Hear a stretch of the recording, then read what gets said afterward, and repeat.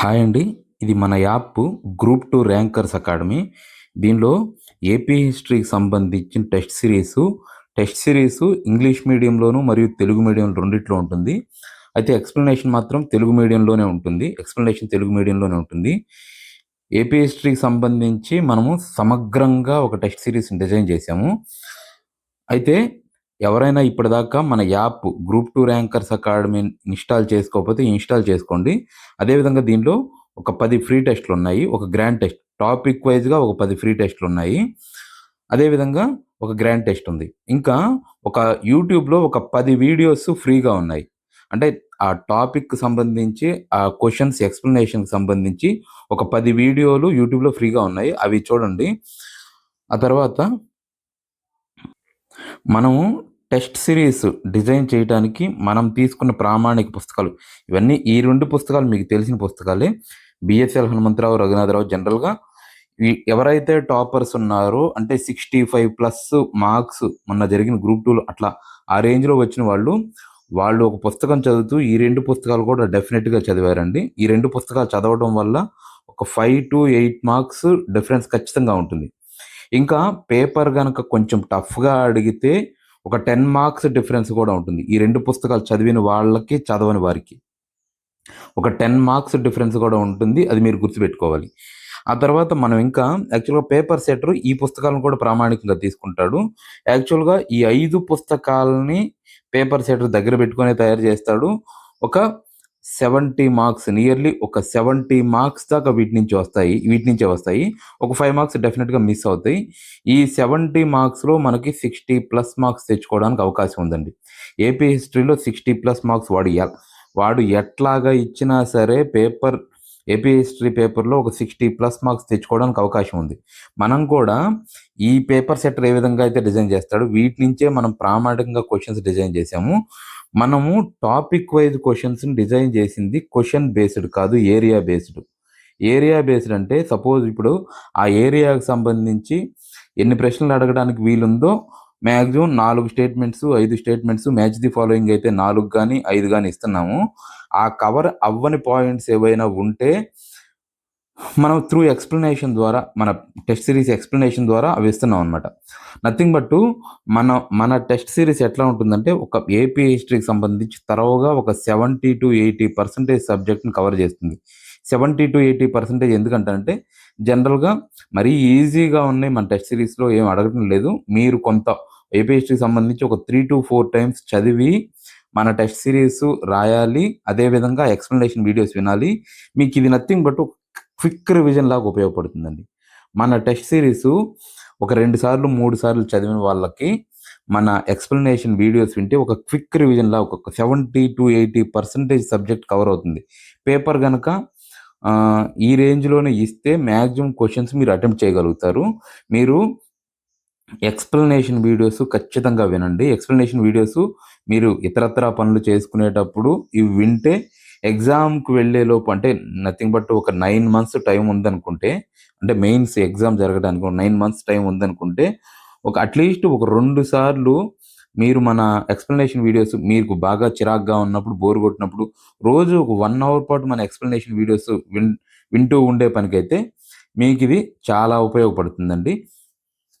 అది గుర్తుపెట్టుకోండి. ఇది మనం కొన్ని టాపిక్స్ ఆల్రెడీ కవర్ చేసామండి. టెస్ట్‌లు కూడా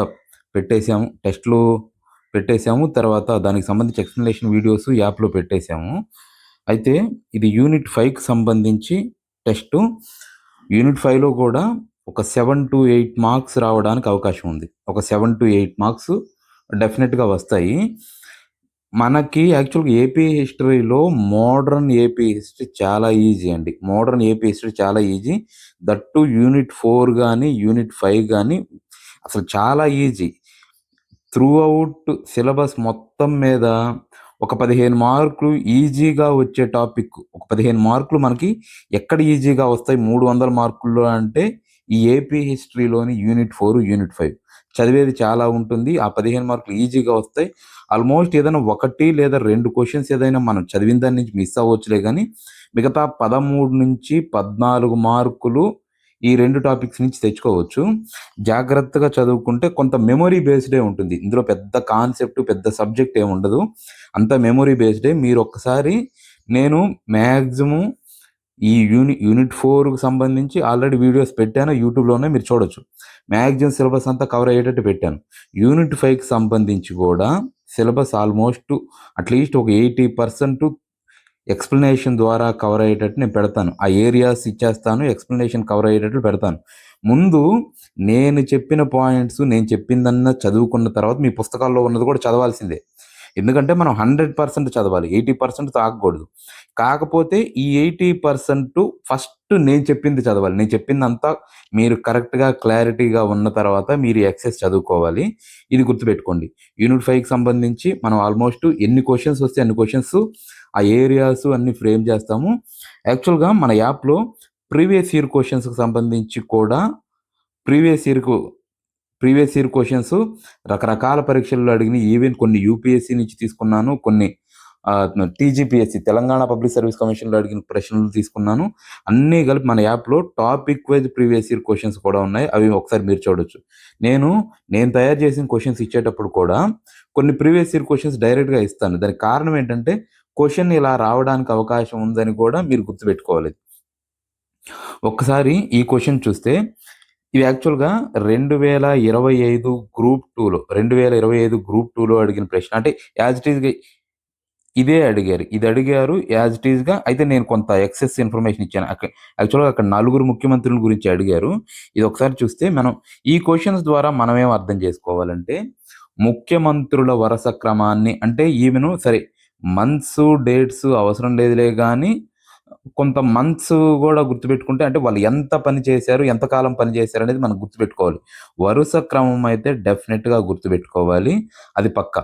ఇంకా ఒక పరీక్షలో అయితే వాళ్ళేమని అడిగారంటే పివి నరసింహరావు అంటే ఒక పీరియడ్ ఇచ్చారు. సంథింగ్ 1971 సెప్టెంబర్ 30 నుంచి 1972 ఆ టైం వరకు అడిగారనమాట. 73 వరకు ఎవరు ముఖ్యమంత్రిగా పనిచేశారు అనేది అడిగారు.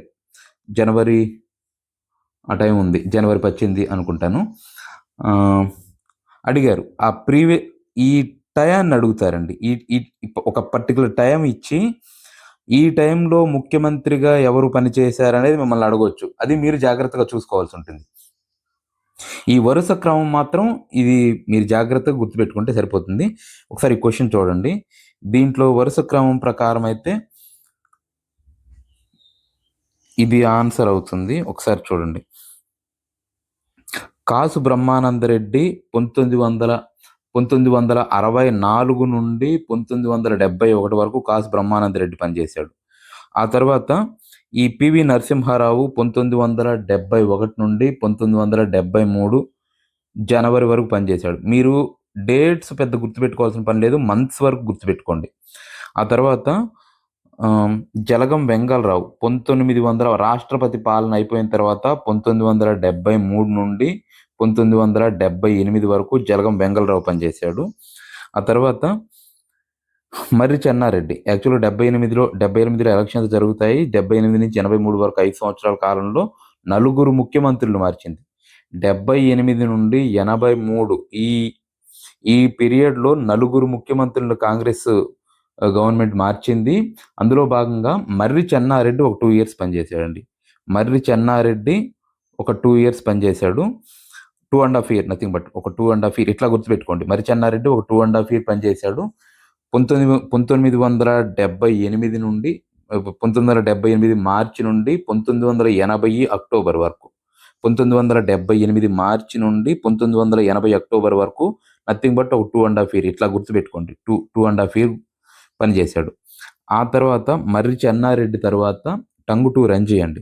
టంగుటూరి అంజయ్య. ఈ టంగుటూరి అంజయ్య 1980 అక్టోబర్ నుండి 1982 ఫిబ్రవరి వరకు. అంటే నథింగ్ బట్ ఒక 1 ½ ఇయర్ గుర్తుపెట్టుకోండి. ఈయన 2 ½ ఇయర్, మర్రి చెన్నారెడ్డి ఒక 2 ½ ఇయర్, తర్వాత టంగుటూరి అంజయ్య ఒక 1 ½ ఇయర్. ఆయన తరువాత భవనం వెంకట్రామరెడ్డి అండి. భవనం వెంకట్రామరెడ్డి కానీ భవనం వెంకట్రామ్ అని కూడా అంటారు.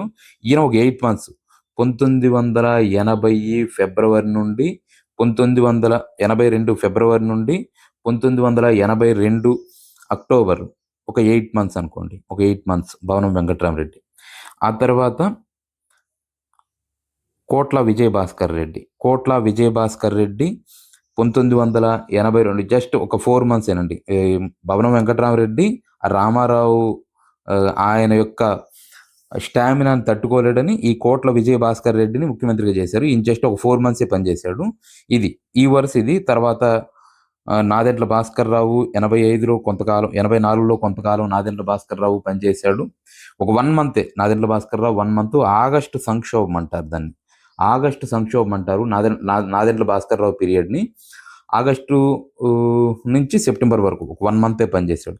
ఆన్సర్ ఇది అవుతుంది. మనం దీన్ని ఒకసారి నీట్గా చూద్దాము. మళ్ళీ ఆంధ్రప్రదేశ్కు సంబంధించి మొట్టమొదటి ముఖ్యమంత్రి నీలం సంజీవరెడ్డి ముఖ్యమంత్రిగా ఉన్నాడు. ఆయన టెన్యూర్ ఏంటంటే ఆంధ్రప్రదేశ్ ఏర్పడిన తర్వాత 1956 నవంబర్ 1 నుంచి 1960 జనవరి, అంటే నథింగ్ బట్ ఒక 3.3 ఇయర్స్, ఒక 3 సంవత్సరాలు నిండుగా చేసినట్టు, ఒక 3 నెలలు పరిపాలించినట్టు.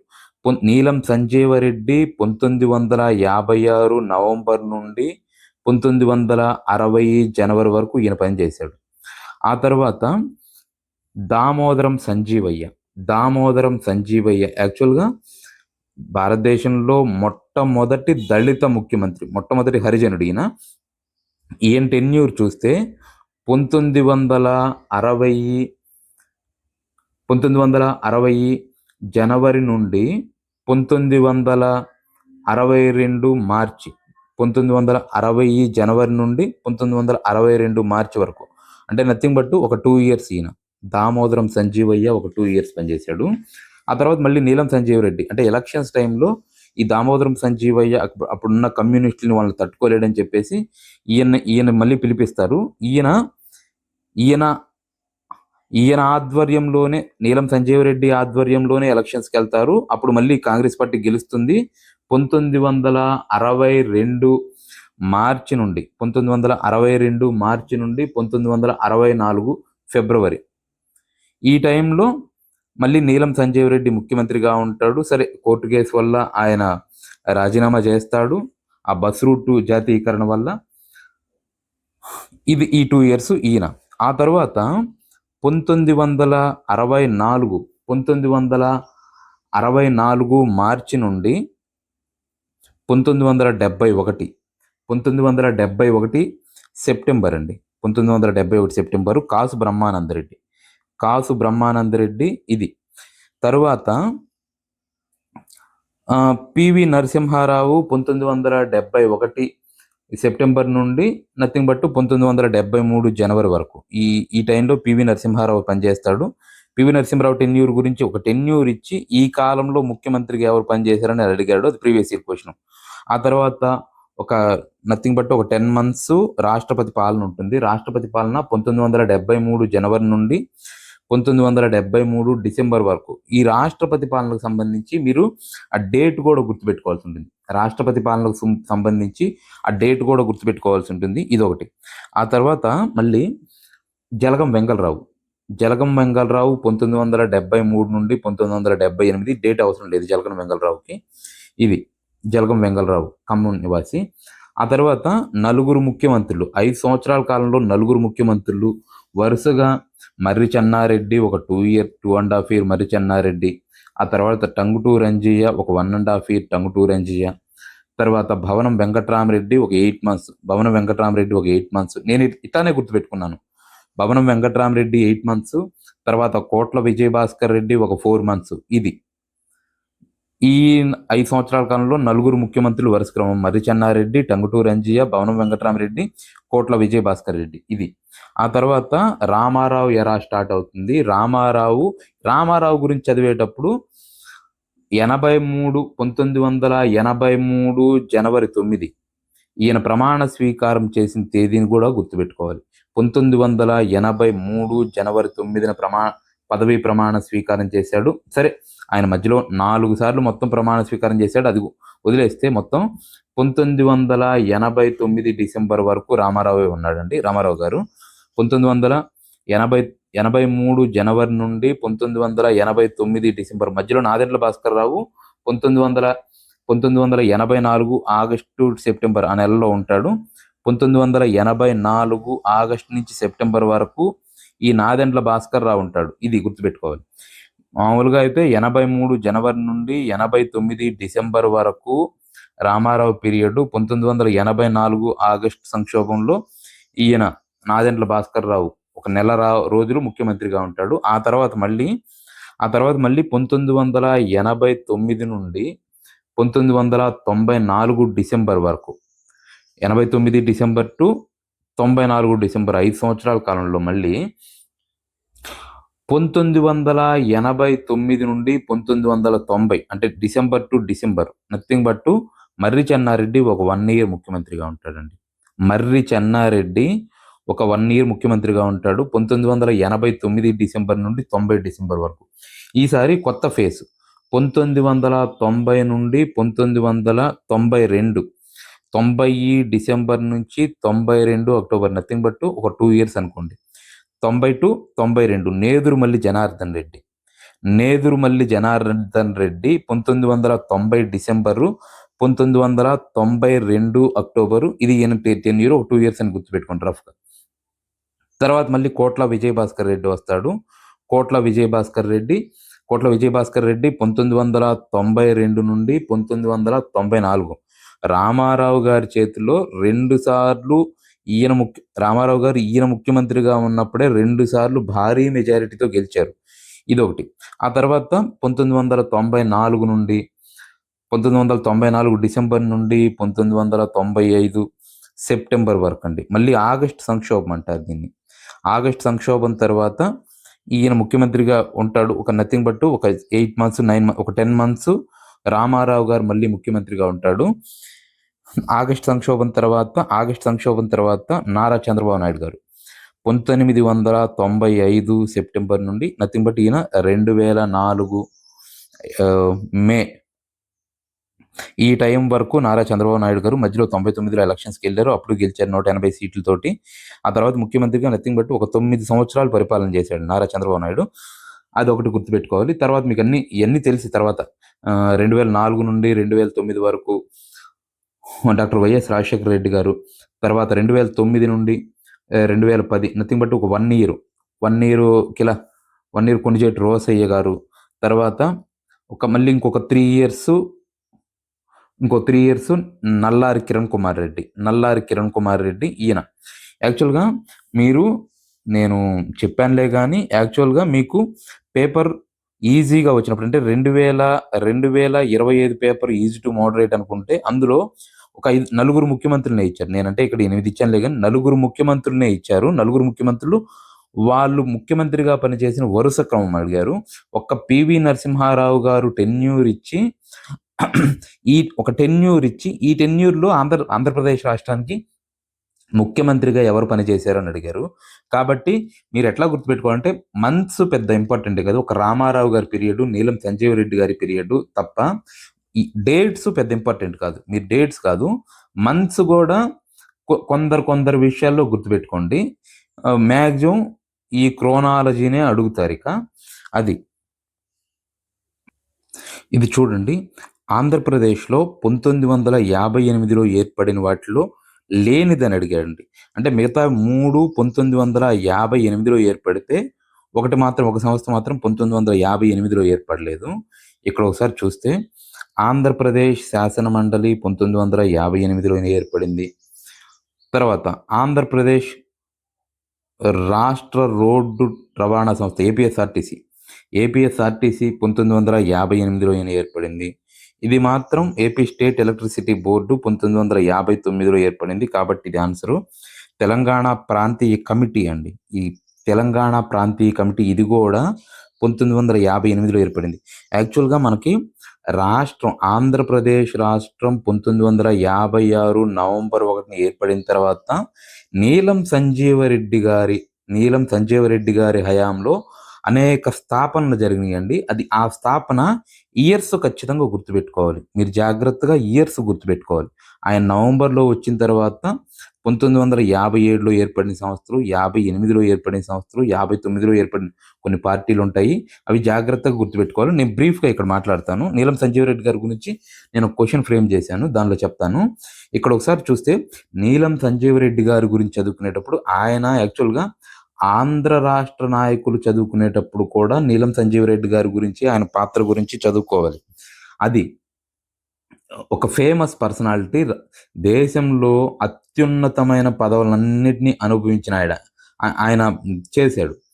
ఈ నీలం సంజీవ్ రెడ్డి గారి గురించి మనం ఈ యూనిట్ 5లో చదువుకునేటప్పుడు ఆయన కొత్తగా ఏర్పరిచిన మంత్రి మండలి గురించి చదువుకోవాలండి. 1+12 తోటి మంత్రి మండలి ఏర్పడింది. ఈ 12 మంది, ఈయన ఎట్లా గుర్తుంటాడు, ఈ 12 మంది మంత్రులు ఏ పోర్ట్ఫోలియో, ఏ మంత్రిత్వ శాఖకు ఎవరు మంత్రిగా పనిచేశారనేది బై హార్ట్ చేయాలి. ఇదొకటి. తర్వాత ఆయన టైంలో ముఖ్యంగా మనం చదవాల్సినవి ఏంటి అంటే, ఈ 3 ఇయర్స్ పీరియడ్‌లో ముఖ్యంగా చదవాల్సినవి ఏంటంటే, అంటే ఈ ఏ ఇయర్‌లో ఏది ఏర్పడిందనేది గుర్తుపెట్టుకోవాలి. ఈ 1900 ఈవెన్ సింపుల్‌గా చూస్తే 1957, 1957 నాటికి ఒకటి చూస్తే ఏపీ స్టేట్ ఫైనాన్స్ కార్పొరేషన్ అనేది ఏర్పడిందండి. AP state finance corporation, Andhra Pradesh రాష్ట్రంలో ఏపీ స్టేట్ ఫైనాన్స్ కార్పొరేషన్ అనేది 1957లోనే ఏర్పడింది.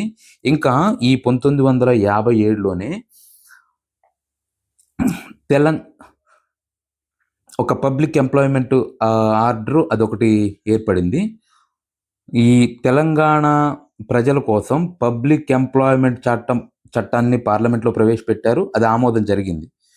ఆ తర్వాత 1958 నాటికొస్తే 1958లో ఇక్కడ చూసినట్టు ఏపీఎస్ఆర్టీసీ ఏర్పడింది. అదేవిధంగా ఆంధ్రప్రదేశ్ శాసన మండలి, అప్పటిదాకా మనకి శాసన మండలి లేదు, అది మద్రాసుకి వెళ్ళిపోయింది. మనకి ఫస్ట్ టైము శాసన మండలి 1958లో 90 మంది సభ్యులతోటి అధ్యక్షుడిగా మాడపాటి హనుమంతరావు అధ్యక్షుడు, అంటే శాసన మండలి అధ్యక్షుడు, ఈయన చైర్మన్. ఇది ఏర్పడింది. ఆ తర్వాత తెలంగాణ ప్రాంతీయ కమిటీ, అంటే పెద్ద మనుషుల ఒప్పందంలో భాగంగా తెలంగాణ ప్రాంతీయ కమిటీ అనేది ఏర్పడింది. దానికి ఎవరు అధ్యక్షుడు అంటే, చైర్మన్ ఎవరంటే అచ్యుత్ రెడ్డి, చైర్మన్ కె అచ్యుత్ రెడ్డి అనే ఆయన. ఇది తెలంగాణ వాళ్ళకి ఇంపార్టెంట్. తెలంగాణ ప్రాంతీయ కమిటీకి మొదటిసారిగా చైర్మన్ ఎవరు చేశారంటే అచ్యుత్ రెడ్డి అనే ఈయన చేశాడు. ఆ తర్వాత 1959లో మనకి state electricity board, AP state electricity board అనేది ఏర్పడింది. ఆ తర్వాత ఇంకా 1959లో కొన్ని పార్టీలు ఏర్పడ్డాయి. అవేంటి అని చూస్తే మర్రి చెన్నారెడ్డి అధ్యక్షుడిగా డెమోక్రటిక్ పార్టీ అనే ఒకదాన్ని మర్రి చెన్నారెడ్డి ఏర్పాటు చేస్తాడు. ఇదొకటి. దానికి మొదటి చైర్మన్ పివిజి రాజు, మర్రి చెన్నారెడ్డి ఏమో శాసనసభ నాయకుడు. ఇదొకటి. మర్రి చెన్నారెడ్డి డెమోక్రటిక్ పార్టీ, ఇదొకటి. తర్వాత 1959లోనే ఎన్జి రంగా రాజగోపాలాచారి వీళ్ళు కాంగ్రెస్ ఆ విధానాలు నచ్చక రాజగోపాలాచారి బయటకు వచ్చేసి స్వతంత్ర పార్టీ అనేది పెడతారు. ఇదొకటి. తర్వాత 1960లో తెన్నేటి విశ్వనాథం ఈ ప్రజా పార్టీ, అంతకుముందు ఉండేది, దీన్ని పునరుద్ధరిస్తాడు. ఇదొకటి. ఇట్లాగా మీరు ఇవన్నీ నేను ఒకసారి నీలం సంజీవ్ రెడ్డి చెప్పేటప్పుడు ఇంకొంచెం నీట్గా క్లీన్గా ఎక్స్ప్లెయిన్ చేస్తాను. ఇట్లాగా మీరు ఈ సంస్థల్లో ఇది 1959లో ఏర్పడలేదు. ఇంకా ఈయన కాలంలోనే పంచాయతీరాజ్ ఇది కూడా ఏర్పడుతుంది. 1959లో ఈ పంచాయతీరాజ్ వ్యవస్థ కూడా ఏర్పడుతుంది. నెక్స్ట్ క్వశ్చన్ చూస్తే, చంద్రబాబు నాయుడు హయాంలో ఈ క్రింది కమిటీలు ఏర్పడ్డాయి, జతపరచండి అన్నాడు. యాక్చువల్గా మనకి వైఎస్ రాజశేఖర రెడ్డి గారి హయాంలో ఒక 3 కమిటీలు ఏర్పడ్డాయి. అవి ఇంపార్టెంట్, జాగ్రత్తగా చూసుకోవాలి. అదేవిధంగా చంద్రబాబు నాయుడు హయాంలో ఈ 4 కమిటీలు ఏర్పడ్డాయి, ఇవి చూసుకోవాలి. ఒకసారి చూస్తే ఈ హితెన్ భయ్యా కమిటీ విద్యుత్ రంగంలో సంస్కరణల కోసం ఏర్పడింది, హితెన్ భయ్యా కమిటీ. ఆ తర్వాత గంగోపాధ్యాయ కమిటీ, ప్రభుత్వ పాలనా ఖర్చు తగ్గించడానికి గంగోపాధ్యాయ కమిటీ ఏర్పడింది. తర్వాత కోనేరు రామకృష్ణారావు కమిటీ. కోనేరు రామకృష్ణారావు కమిటీ ఉన్నత విద్య కోసం. కోనేరు రామకృష్ణారావు. యాక్చువల్ కోనేరు రంగారావు అది వేరు. కోనేరు రంగారావు కమిటీ అది వేరు.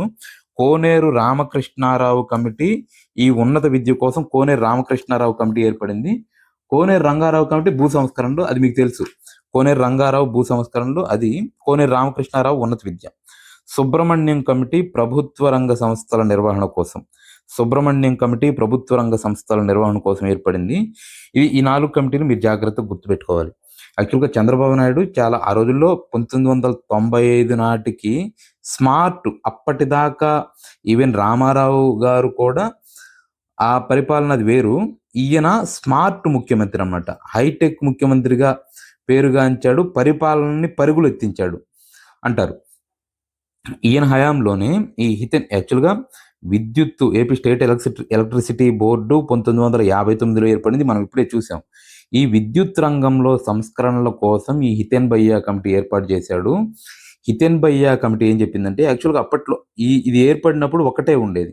హితేన్ భయ్యా కమిటీ సిఫారసుల మేరకు ఏపీ సెబ్ అంటే స్టేట్ ఎలక్ట్రిసిటీ బోర్డును ఏపీ జెన్కో, ట్రాన్స్కో, జనరేషన్ కోసం ఒకటి, ట్రాన్స్పోర్ట్ కోసం ఒకటి, 1990 ఇది జరిగింది 1999లో. 1999లో స్టేట్ ఎలక్ట్రిసిటీ రెగ్యులేషన్ కమిషన్ ఒకదాన్ని ఏర్పాటు చేసి, స్టేట్ ఎలక్ట్రిసిటీ రెగ్యులేషన్ కమిషన్ అనేదాన్ని ఒకదాన్ని ఏర్పాటు చేసి, ఈ జెన్కో, ట్రాన్స్కో అని విడదీశారండి. ఇదొకటి. విద్యుత్ రంగంలో హితేన్ భయ్యా కమిటీ సిఫార్సుల మేరకే state electricity board Genco, Transco అని 2 విభాగాలుగా విడదీశారు. ఇదొకటి. తర్వాత గంగోపాధ్యాయ కమిటీ ప్రభుత్వ వ్యయం అంటే ప్రభుత్వ రంగంలో వ్యయం ఎక్కువగా ఉంది. ఈ వ్యయాన్ని తగ్గించడానికి గంగోపాధ్యాయ కమిటీని ఏర్పాటు చేశారు. ఇది. తర్వాత సరే, కోనేరు రామకృష్ణారావు కమిటీని ఉన్నత విద్య కోసం. సుబ్రహ్మణ్యం కమిటీ ప్రభుత్వ రంగ సంస్థలు ఆ రోజుల్లో చాలా నష్టాల్లో ఉండేవి. వాటిని అసలు నిర్వహించాలా లేకపోతే ప్రైవేటైజ్ చేయాలంటే స్టేట్కి సంబంధించిన పిఎస్సీలు.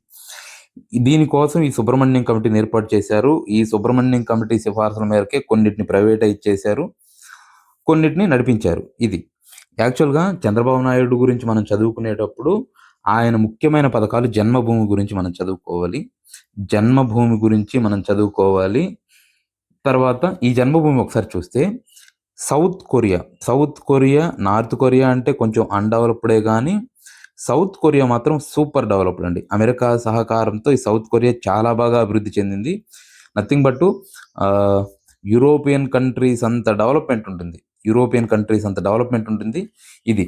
సౌత్ కొరియాలోని సెమల్ అండంగ్ దేని ఆధారంగా జన్మభూమి కార్యక్రమాన్ని ఏర్పాటు చేశారంటే, సౌత్ కొరియాలోని సెమల్ అండంగ్ అనే కార్యక్రమం ఆధారంగా ఈ 1997లో ఈ జన్మభూమి అనే కార్యక్రమాన్ని రూపొందించారు. ఇంకా ఈయన పథకాలు ఒకసారి చూస్తే నీరు మీరు అని, అంటే నీటి కుంటలు ఏర్పాటు చేయటం, నీటిని ప్రొటెక్ట్ చేయడం కోసం నీరు మీరు. తర్వాత ప్రజల వద్దకు పాలన, ముందడుగు, ఇట్లాంటివి అండి. ఇంకా తర్వాత స్మార్ట్ అని, ఇట్లాంటి పథకాలు కొన్ని ప్రవేశపెట్టాడు. చంద్రబాబు నాయుడు గురించి చదువుకునేటప్పుడు మనం ఇది చూద్దాం కొంచెం డీటెయిల్డ్గా. ఒకసారి చూడండి. ఆంధ్రప్రదేశ్లో సాంస్కృతిక పరిణామం అకాడమీల స్థాపన జతపరచండి అన్నాడు. యాక్చువల్ క్వశ్చన్ పడే ఏరియా ఇది ఒకటి అండి. ఇందులో మీరు పెద్ద గుర్తుపెట్టుకోవడానికి ఏం లేదు. ఇయర్స్ ఏ సంవత్సరంలో ఏ స్థాపన జరిగింది అనేది నంబర్ ఆఫ్ టైమ్స్ అడిగారు.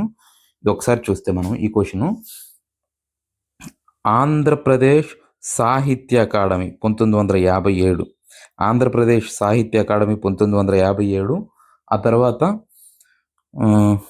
లలిత కళల అకాడమీ 1961. ఆ తర్వాత ఆంధ్రప్రదేశ్ అకాడమీ ఆఫ్ సైన్స్ 1963. తర్వాత అధికార భాషా సంఘం 1974. అంతర్జాతీయ తెలుగు సంస్థ 1975. సో ఆన్సరు ఇదవుతుంది. ఆన్సర్ ఇదవుతుంది. మనం వీటిలో యాక్చువల్‌గా ఈ ఆంధ్రప్రదేశ్ సాహిత్య అకాడమీ గురించి 2017లో ప్రీవియస్ ఇయర్ క్వెషన్ ఇదొకటి అడిగారు. అదేవిధంగా అధికార భాషా సంఘం గురించి ప్రీవియస్‌లో ఒక క్వెషన్ అడిగారు. అంతర్జాతీయ తెలుగు సంస్థ మీద మనకి క్వెషన్స్ అడుగుతానే ఉంటారనమాట. ఒకసారి చూస్తే మనం ఏం లేదండి, జస్టు ఆ అకాడమీని ఏ సంవత్సరంలో స్థాపించారనేది ఒకసారి చూస్తే మనకి అవే బై హార్ట్ చేసుకోవాలి. ఎగ్జామ్ టైమ్‌లో కూడా వీటినే చూసుకుంటే సరిపోతుంది. ఇంకా మిగతాది అన్నీ అనవసరం మిగతాది. ఆంధ్రప్రదేశ్ సాహిత్య అకాడమీ అనేది 1957లో ఏర్పడింది. ఆంధ్రప్రదేశ్ సాహిత్య అకాడమీ 1957లో ఏర్పడింది. యాక్చువల్‌గా కేంద్ర సాహిత్య అకాడమీకి అనుబంధంగా ఇది 1957లో ఏర్పాటు చేశారు. ఇదే 1957లో సంగీత నాటక అకాడమీ అనేది కూడా ఏర్పడింది. ఇదే 1957లో ఆంధ్రప్రదేశ్ సాహిత్య అకాడమీ, సంగీత నాటక అకాడమీ కూడా 1957లోనే ఏర్పడింది. తర్వాత ఇక్కడ చూసినట్టు లలిత కళల అకాడమీ మీరు జస్టు ఆ ఇయర్స్ మాత్రమే గుర్తుపెట్టుకోండి. ఇంక అంతకు మించి ఏం అవసరం లేదు. 1961లో లలిత కళల అకాడమీ ఏర్పడింది. ఆంధ్రప్రదేశ్ అకాడమీ ఆఫ్ సైన్స్ 1963లో ఏర్పడింది ఇది. తరువాత ఇంకా తెలుగు అకాడమీ యాక్చువల్‌గా 1966 నుంచి 68 ఈ పీరియడ్‌లో ఉంటుంది. తెలుగు అకాడమీ అదొకటి. ఆ తెలుగు అకాడమీని గుర్తుపెట్టుకోండి. 1966 నుంచి 68 వరకు అని గుర్తుపెట్టుకోండి. దానికి తొలి అధ్యక్షుడుగా పివి నరసింహారావు పనిచేశాడు ఇది. తర్వాత అధికార భాషా సంఘం 1974. అధికార భాషా సంఘం 1974లో ఏర్పడింది. దీనికి ప్రథమ అధ్యక్షుడిగా వావిలాల గోపాలకృష్ణయ్య. గుంటూరు జిల్లా సత్తెనపల్లి నుంచి ఎమ్మెల్యేగా చాలా సార్లు గెలిచాడండి వావిలాల గోపాలకృష్ణయ్య. నిస్వార్థపరుడు. ఈ వావిలాల గోపాలకృష్ణయ్య ఆధ్వర్యంలో దీనికి ప్రథమ అధ్యక్షుడిగా వావిలాల గోపాలకృష్ణయ్య నియమించబడ్డాడు. యాక్చువల్‌గా ఇక్కడ ఒకసారి చూస్తే ఈ వావిలాల గోపాలకృష్ణయ్య ఈయన తెలుగును అధికార భాషగా ప్రకటించిన తర్వాత సివిల్ సర్వీసెస్ పరీక్షలు అంతకుముందు ఇంగ్లీష్‌లోనే రాయడానికి అవకాశం ఉండేది. తెలుగులో రాయడానికి కూడా అవకాశం కల్పించే విధంగా ఉత్తర్వులు ఈయన కృషి వల్లే జారీ చేయబడ్డాయి. వావిలాల గోపాలకృష్ణయ్య వల్లే సివిల్ సర్వీసెస్ పరీక్షల్ని తెలుగులో రాయడానికి అవకాశం వచ్చింది. ఆ తర్వాత ఈ అంతర్జాతీయ తెలుగు సంస్థ 1975 ఇదొకటి. అంతర్జాతీయ తెలుగు సంస్థ 1975 ఇదొకటి. తర్వాత ఇంకొకటి 1976లో 2 ఉన్నాయండి. ఆంధ్రప్రదేశ్ బాలల అకాడమీ అని. ఆంధ్రప్రదేశ్ బాలల అకాడమీ ఒకటి 1976లో, ఉర్దూ అకాడమీ. ఆంధ్రప్రదేశ్ బాలల అకాడమీ, ఉర్దూ అకాడమీ ఇవన్నీ 2 1976. ఆ తర్వాత 1957లో ఆంధ్రప్రదేశ్ సాహిత్య అకాడమీ ఒకటి, సంగీత నాటక అకాడమీ. సాహిత్య అకాడమీ ఒకటి, సంగీత నాటక అకాడమీ. ఇవన్నీ మీరు జాగ్రత్తగా ఇయర్స్ వరకు గుర్తుపెట్టుకోవాలి. Years very very important. చాలు. ఆంధ్రప్రదేశ్ శాసన మండలి గురించి ఈ క్రింది అంశాలను పరిశీలించండి అన్నాడు. ఒకసారి చూస్తే ఇక్కడ సరైన వాక్యాలను అడిగాడండి. సరైన వాక్యాలు. తొలి ముఖ్యమంత్రి నీలం సంజీవరెడ్డి హయాంలో 1958లో 90 మంది సభ్యులు, ప్రతి ఒక్కటి ఇంపార్టెంట్ చూడండి. 90 మంది సభ్యులతోటి శాసన మండలి ఏర్పాటైంది. నాటి రాష్ట్రపతి డాక్టర్ బాబు రాజేంద్ర ప్రసాద్ కౌన్సిల్ని ప్రారంభించాడన్నాడు. కరెక్టే ఇది. తొలి ముఖ్యమంత్రి నీలం సంజీవరెడ్డి హయాంలో 1958లో 90 మంది సభ్యులతోటి శాసన మండలి ఏర్పాటైంది. అప్పుడు దీన్ని డాక్టర్ బాబు రాజేంద్ర ప్రసాద్ ఈ కౌన్సిల్ని ప్రారంభించాడు. ఇది కరెక్టే. తర్వాత ఇది 1985లో రద్దు కాబడింది. మరలా 2007లో తిరిగి ఏర్పాటైన మండలిని గవర్నర్ రామేశ్వర్ ఠాకూర్ ప్రారంభించారు. రామారావు గారి హయాంలో ఆయనకు మండలిలో బలం తక్కువగా ఉండేది. మండలిలో బలం తక్కువగా ఉండడం వల్ల ప్రతి బిల్లు వాళ్ళు అడ్డుకునేవాళ్ళు కాంగ్రెస్ వాళ్ళు. అందువల్ల అసలు శాసన మండలి వీళ్ళందరికీ జీతభత్యాలు ఇదంతా టైం వేస్ట్ అవ్వారం అని దాన్ని రద్దు చేయాలని ఫస్ట్ ఇందిరాగాంధీ ఉన్నప్పుడు ఒక బిల్లు పంపించాడు. అయితే ఇందిరాగాంధీ యాక్సెప్ట్ చేయలేదు. ఆ తర్వాత మళ్ళీ రాజీవ్ గాంధీ ప్రధానమంత్రి అయిన తర్వాత అదే సేమ్ బిల్లుని తిరిగి పంపిస్తాడు. అప్పుడు రాజీవ్ గాంధీ యాక్సెప్ట్ చేస్తారు అక్కడ గవర్నమెంట్. ఇంకా 85లో రద్దు అవుతుంది. ఆ తర్వాత మళ్ళీ రాజశేఖర్ రెడ్డి అంటే 2007లో 2004లో రాజశేఖర్ రెడ్డి వచ్చిన తర్వాత చూద్దాం. 2007లో తిరిగి ఏర్పాటైన మండలిని గవర్నర్ రామేశ్వర్ ఠాకూర్ ప్రారంభించారు. ఇది కరెక్టే. తర్వాత 1985లో శాసనమండలి రద్దు, 2005 సంవత్సరంలో శాసనమండలి పునరుద్ధరణ ప్రక్రియకు సంబంధించి పార్లమెంట్లో తీర్మానాలను ప్రవేశపెట్టింది ఒక్కరే. ఆయన కేంద్ర న్యాయశాఖ మంత్రి హంసరాజ్ భరద్వాజ్. ఇది కరెక్టే. హంసరాజ్ భరద్వాజ్ ఈ రద్దు బిల్లు మళ్ళీ పునరుద్ధరణ బిల్లు రెండు ఈ హంసరాజ్ భరద్వాజ్. తర్వాత శాసన మండలి సభ్యులలో ముఖ్యమంత్రి అయిన మొదటి వ్యక్తి భవనం వెంకట్రాము, రెండో వ్యక్తి కె రోసయ్య. ఇది కరెక్టే. ఆన్సర్ ఏబిసిడి అవుతుంది. ఒకసారి ఇది చూస్తే మీకు ఇవన్నీ రకరకాల పరీక్షల్లో చాలా సార్లు అడిగిన క్వశ్చన్లు ఏంటంటే 4 అడిగారు. 4 స్టేట్మెంట్లు ఒకసారి అడగటం కాదు, 2-3 సార్లు అడిగారు. ఒకసారి చూస్తే మనకి నీలం సంజీవరెడ్డి 1956 నవంబర్ 1వ తారీఖున పదవి ప్రమాణ స్వీకారం చేస్తారు. యాక్చువల్గా మనకి మద్రాసు స్టేట్, అప్పుడు బ్రిటిషర్స్ హయాంలో మద్రాసు స్టేట్కి శాసనమండలి అంటే ఎమ్మెల్సీ సభ ఉండేదండి. అది స్టేట్ బైఫర్కేషన్ తర్వాత అది వాళ్ళకి వెళ్ళిపోయింది మద్రాసు. ఆ తర్వాత వాళ్ళు దాన్ని క్యాన్సిల్ చేసేసుకున్నారు. అది పక్కన పెడితే ఈ మద్రాస్ ఇక్కడ 1958, ఇది ఇంపార్టెంట్ గుర్తుపెట్టుకోండి. 1958 90 మంది సభ్యులు. ఈ సభ్యుల నంబర్ కూడా గుర్తుపెట్టుకోవాలి. స్టేట్ బైఫర్కేషన్ తర్వాత ఈ 90 కాస్త 50-40గా విడిపోయినాయి. ఈ 50 కాస్త 58 మంది సభ్యులు పెంచారు. ఇది ఆంధ్రప్రదేశ్, ఇది తెలంగాణ.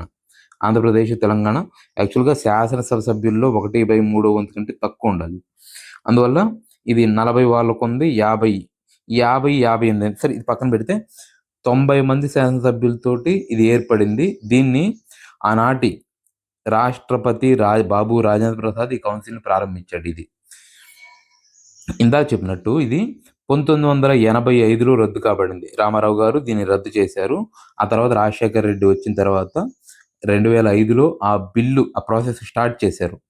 అది 2007లో ఏర్పాటైంది. అప్పటి గవర్నర్ ఎవరంటే రామేశ్వర్ ఠాకూర్ దీన్ని ప్రారంభించారు. ఇది ఆ తర్వాత ఈ 1985లో ఈ శాసనమండలి రద్దు గురించి కానీ, అదేవిధంగా 2005లో పునరుద్ధరణ గురించి కానీ ఈ 2 తీర్మానాలను ప్రవేశపెట్టినప్పుడు కేంద్ర న్యాయశాఖ మంత్రి హంసరాజ్ భరద్వాజ్. ఇది ప్రీవియస్ ఇయర్ క్వశ్చన్, ఇది అడిగారు. తర్వాత శాసన మండలి సభ్యులలో మొదటగా ముఖ్యమంత్రి అయింది ఎవరంటే భవనం వెంకట్రావు. ఇది అడిగారు. రెండవ వ్యక్తి ఎవరంటే రోసయ్య. ఇది అడిగారు. ఇట్లాగా ఇవన్నీ రకరకాల ఎగ్జామ్స్లో అడుగుతూనే ఉన్నారు. ఈ ప్రస్తుతం అయితే ఆంధ్రప్రదేశ్కి సంబంధించి 58 మంది శాసన మండలిలో సభ్యులు ఉన్నారు.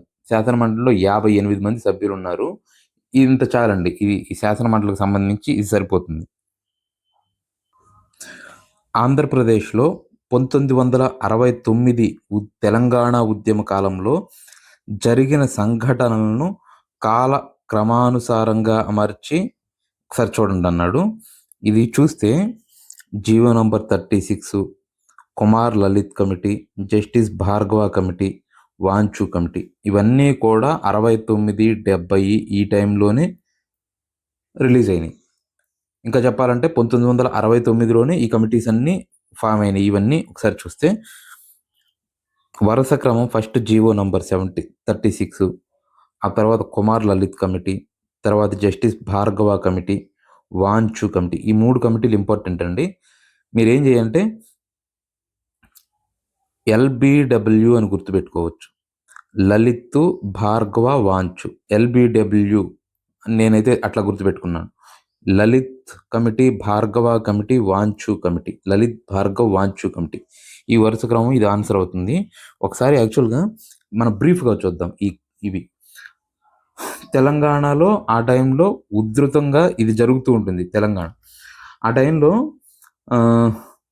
ఉస్మానియా యూనివర్సిటీ దగ్గర అక్కడ కాల్పులు జరుగుతాయి. అందులో భాగంగా శాంతి భద్రతలను పరిరక్షించే ఆ కోణంలో 1969 జనవరి 18, 19వ తారీఖు ఈ కాసు బ్రహ్మానందరెడ్డి అఖిలపక్ష సమావేశాన్ని నిర్వహిస్తాడు అన్ని రాజకీయ పార్టీలతోటి. 1969 జనవరి 18, 19లో అఖిలపక్ష సమావేశాన్ని ఏర్పాటు చేసి దాంట్లో కొన్ని చర్చలు జరుగుతాయి. అందులో భాగంగా కొన్ని హామీలు ఇస్తాడు. ఆయన ఏమంటాడంటే కోస్తా ఆంధ్ర నుంచి ఇక్కడ నియమించబడిన వారిని అక్కడికి పంపించాలి. ఇదొకటి. తెలంగాణ నిధులు తెలంగాణ మిగులు ఆదాయము అసలు ఎట్లా ఖర్చు చేశారు, ఏం చేయాలనే దాని మీద ఒక అధికారిని నియమించాలి. ఇదొకటి దానిలో చేస్తారు. అందులో భాగంగానే ఈ మొదటి అంశంలో భాగంగానే జీఓఎంఎస్ నంబర్ 36 జీఓఎంఎస్ నంబర్ 36ని ఈయన కాన్స్టిట్యూట్ చేస్తాడు. ఈ జీవో ఏం చెప్తుందంటే కాసు బ్రహ్మానంద రెడ్డి ఇది జీవో డేటు జనవరి 21ని ఇది రిలీజ్ చేస్తాడు ఈ జీవోని. అందులో ఇది జనవరి 21న రిలీజ్ చేసిన తర్వాత ఈ 1969 ఫిబ్రవరి 28 లోపు తెలంగాణలో ఉన్న స్థానికేతరులు అంటే తెలంగాణ వాళ్ళు కాకుండా మిగిలిన వాళ్ళని అంటే కోస్తా ఆంధ్రాకి రాయలసీమకి తిరిగి పంపించాలి అని ఈ జీవో సారాంశం. దాని కట్ ఆఫ్ డేట్ ఏంటంటే 1969 ఫిబ్రవరి 28. జనవరి 21వ తారీఖు ఈ జీవో రిలీజ్ చేస్తారు. చేసి 1969 ఫిబ్రవరి 28వ తారీఖు లోపు ఈ తెలంగాణ అంటే ముల్కీలు కాని వారు నాన్ ముల్కీలని తిరిగి వెనక్కి పంపించాలి. ఇది ఈ జీవో సారాంశం. అయితే ఈ జీవోని ఆంధ్రప్రదేశ్ మాజీ ముఖ్యమంత్రి దామోదరం సంజీవయ్య తీవ్రంగా వ్యతిరేకిస్తాడు. సరే, ఆ తర్వాత ఆ జీవోని అది రాజ్యాంగ విరుద్ధం అని హైకోర్టు కొట్టేయడము ఇది చేస్తుంది. అది పక్కన పెడితే ఈ జీవో నంబర్ 36కి సంబంధించి ఇది 1969 ఫిబ్రవరి 28 లోపు ఈ తెలంగాణ ప్రాంతంలో ఉన్న నాన్ ముల్కీలను అంటే ఆంధ్ర వారు రాయలసీమ వారిని తిరిగి వెనక్కు పంపించాలి అనేది డేటు ఇది. ఆ తర్వాత ఈ రెండోది వాళ్ళకి ఇచ్చిన హామీలో భాగంగా కుమార్ లలిత్ కమిటీ అనే దాన్ని ఈ కాసు బ్రహ్మానంద రెడ్డి కాన్స్టిట్యూషన్ చేస్తాడు. తెలంగాణలో ఉన్న మిగులు నిధుల మీద ఇది ఏర్పాటు చేస్తాడు. ఇదేమంటుందంటే సరే 1956 నవంబర్ 1 నుండి 1968 మార్చి 31 ఆ టయానికి ఇవన్నీ చూసి మొత్తం మిగులు నిధులు తెలంగాణకు సంబంధించిన మిగులు నిధులు 34.1 కోట్లని ఇది నివేదికిస్తుంది. కుమార్ లలిత్ కమిటీ 34 కోట్లు అని చెప్తుంది. జస్ట్ 34 కోట్లు అని గుర్తుపెట్టుకోండి. 34 కోట్లు మిగులు నిధులు ఉన్నాయని ఇది చెప్తుంది కుమార్ లలిత్ కమిటీ. ఆ తర్వాత ఈ జస్టిస్ భార్గవ కమిటీ, అసలు భార్గవ కమిటీని ఏర్పాటు చేసింది ఈ జస్టిస్ భార్గవ అనే ఆయన సుప్రీంకోర్టు న్యాయమూర్తి. యాక్చువల్గా ఈ భార్గవ కమిటీని ఎవరు ఏర్పాటు చేస్తారంటే ఇందిరాగాంధీ ఏర్పాటు చేస్తుందండి. ఇందిరాగాంధీ అప్పుడు కేంద్ర ప్రభుత్వము ఇందిరాగాంధీ ఈ భార్గవ కమిటీని ఏర్పాటు చేస్తుంది. తెలంగాణ ప్రాంతంలో అసలు మిగులు నిధులు ఎంత ఉన్నాయనేది ఏర్పాటు చేయడానికి ఇది ఏర్పాటు చేస్తుంది. ఇందులో భాగంగానే ఈ కుమార్ లలిత్ కమిటీ అనేది 34 కోట్లు మిగులు నిధులు ఉన్నాయని చెప్తే ఈ భార్గవ కమిటీ ఏం చెప్తుందంటే 28 కోట్లు మిగులు నిధులు ఉన్నాయి. 28.34 కోట్లు మిగులు నిధులు ఉన్నాయి. యాక్చువల్గా ఈ కుమార్ లలిత్ కమిటీ ఇది స్టేట్ గవర్నమెంట్ కాన్స్టిట్యూట్ చేస్తుంది. అయితే ఈ భార్గవ కమిటీ ఇందిరాగాంధీ అప్పుడు ఏర్పాటు చేయడానికి కారణం ఏంటంటే ఉద్యమం ఇంకా హెచ్చు స్థాయిలో విపరీతంగా ఉంటుంది. దానిలో భాగంగానే ఈ భార్గవ కమిటీని ఇందిరాగాంధీ కాన్స్టిట్యూట్ చేస్తుంది. ఇందిరాగాంధీ ఏర్పాటు చేసిన ఈ భార్గవ కమిటీ, భార్గవ ఎవరంటే ఆయన సుప్రీంకోర్టు న్యాయమూర్తి వశిష్ఠ భార్గవ. ఈయన తెలంగాణలో మిగిలినది ఇది కుమార్ లలిత్ కమిటీ 34 కోట్లు అని చెప్తుంది. వశిష్ఠ భార్గవ కమిటీ 28.34 కోట్లు అని చెప్తుంది. ఇది ఇంకా అసలు పెద్ద మనుషుల ఒప్పందం సరిగ్గా వాళ్ళు ఫాలో అవ్వలేదు. ఈ అదనపు నిధులు 28.34 కోట్లు ఉన్నాయని భార్గవ కమిటీ చెప్తుంది. ఇది ఆ తర్వాత ఇంకా ఇందిరాగాంధీ ఇంకో ఈ వాంచు కమిటీ అనేదాన్ని కూడా ఏర్పాటు చేస్తుందండి. అసలు ముల్కీ నిబంధనలు అనే వాటిని రాజ్యాంగ సవరణ ద్వారా కానీ ఏదైనా చట్టం ద్వారా కానీ మనం ఏమైనా వాళ్ళకి ఇవ్వగలమా అని తెలుసుకోవడానికి ఇది సెంట్రల్ గవర్నమెంట్, కేంద్ర ప్రభుత్వం, యూనియన్ గవర్నమెంట్ దీన్ని ఫామ్ చేస్తుంది. వాంచు అంటే ఎవరో కాదు, మాజీ భారత ప్రధాన న్యాయమూర్తి ఫామ్ చేస్తుంది. ఈ వాంచు కమిటీ ఈయన ఏమంటాడంటే అప్పుడే వెంటనే నివేదిక ఇస్తాడు. ఆయన ఏమంటాడంటే ఆ రాష్ట్రానికి సంబంధించిన ఉద్యోగాలు ఆ రాష్ట్రానికే ఇవ్వడానికి ఒక చట్టం చేయొచ్చు. ఈ పర్టిక్యులర్ స్టేట్‌లో ఉన్న ఉద్యోగాలను ఆ పర్టిక్యులర్ స్టేట్‌లో ఉన్న వారికే ఎక్కువ శాతం ఉద్యోగాలివ్వడానికి ఏదైనా అవకాశం ఉంది అట్లా చేయొచ్చు. అయితే ఈ రాష్ట్రంలో ఉన్న వారికి, ఒక ప్రాంతంలో ఉన్న వారికి సెపరేట్‌గా ఒక కోటాలాగా అంటే ప్రాంతం బేస్ మీద యాక్చువల్‌గా అప్పటికి ఎస్సీ, ఎస్టీ ఈ రిజర్వేషన్లున్నాయి. ఇవి కాకుండా ఒక ప్రాంతంలో రాష్ట్రంలో ఒక ప్రాంతంలో ఉన్న వారికి సెపరేట్‌గా ఒక కోటాలాగా ఇవ్వాలని ఒక చట్టం చేసే అధికారం గాని, రాజ్యాంగ సవరణ చేసే అధికారం గాని లేదు అని చెప్తాడు. ఈ వాంచు కమిటీ. కేఎన్ వాంచు. ఇవి గుర్తుపెట్టుకోవాలి. ఈ జీవో నంబర్ 36 ఎందుకు ఏర్పడింది? కుమార్ లలిత్ కమిటీ ఎందుకు ఏర్పడిందనేది, వశిష్ఠ భార్గవ కమిటీ ఇది సెంట్రల్ గవర్నమెంట్, యూనియన్ గవర్నమెంట్ ఏర్పాటు చేసింది అనేది, ఈ వాంచు కమిటీ ఇది కూడా యూనియన్ గవర్నమెంట్ ఏర్పాటు చేసింది. ఇది ఒక వరుస క్రమం. ఇది వరుస క్రమం అన్నమాట. ఇది మీరు చూసుకోవాలి. ఇక్కడ చూస్తే పెద్ద మనుషుల ఒడంబడిక జెంటిల్‌మెన్ అగ్రీమెంట్ 1956 ఫిబ్రవరి 20న జరిగింది. ఈ సమావేశానికి తెలంగాణ నుండి హాజరైన నాయకులు వారి హోదాలను అడుగుతున్నాడు. యాక్చువల్‌గా పెద్ద మనుషుల ఒప్పందము యూనిట్ 4లో మనకి ఈ కొన్ని కమిషన్స్ వస్తాయి. అవి వెరీ వెరీ ఇంపార్టెంటు. మనకి శ్రీబాగ్ ఫ్యాక్ట్ అని ఉంటుంది. శ్రీబాగ్ ఒప్పందం యూనిట్ 4లో ఎంత ఇంపార్టెంటో, అంటే దానిలో అది ఎక్కడ ఏర్పడింది, ఎప్పుడు ఏర్పడింది, ఎట్లాగా దానిలో ఇవి ఒకటి. తర్వాత పాల్గొన్న నాయకులు అవి ఎంత ఇంపార్టెంటో దానంత ఇంపార్టెంట్ అండి ఇది. ఈ డేట్ కూడా very very important. 1950 number of times అడిగారు. 1956 ఫిబ్రవరి 20 అనేది గుర్తుపెట్టుకోవాలి. ఇదొకటి. ఇక్కడ చూస్తే వాళ్ళ హోదాలు కూడా అడుగుతున్నారు. యాక్చువల్‌గా మనకి మొత్తం 8 మంది పాల్గొన్నారు. ఒకసారి ఇది చూద్దాం.